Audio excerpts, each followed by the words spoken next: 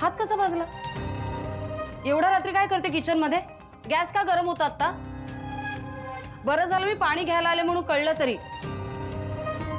बर्फ आणते मी, थांब. काकू काहीही झालेलं नाहीये मला एवढं. आणि गॅस यासाठी गरम होता, मी नुकतीच सईला कॉफी करून दिली त्यामुळे. पण ठीक आहे, अहो मी काही झालं नाहीये. काही नाही काही नाही. काय वेडेपणा आहे ग हा? मला वाटलं तुझं किचन मध्ये वावर अगदी चांगला असेल, पण हे काय नको ते उद्योग करून ठेवलेस.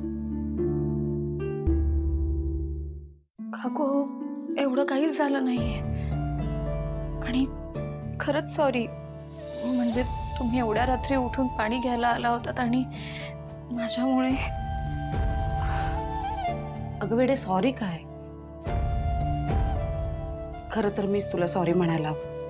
काकू मला तुला दुखवायचं नव्हतं,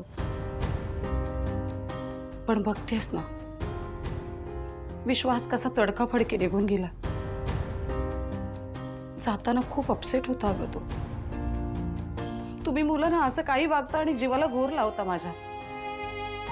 तुला माहितीये, मला ना सारखं राहून वाटते की विश्वा मनीषच्या लग्नाला गेला नाहीये. तो कुठेतरी, म्हणजे बघ, मनीषला मी ओळखते, तो आपल्या घरी सुद्धा येऊन गेलाय. जर का त्याचं लग्न ठरलं असतं तर पत्रिका देऊन गेला असता ना तो.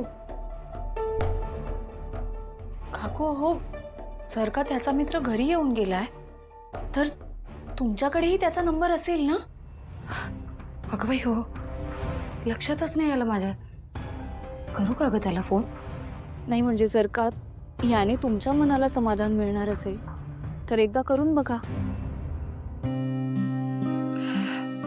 तू थांब, मी मला म्हणते. काकू हो, थांब म्हटलं ना, आलेच.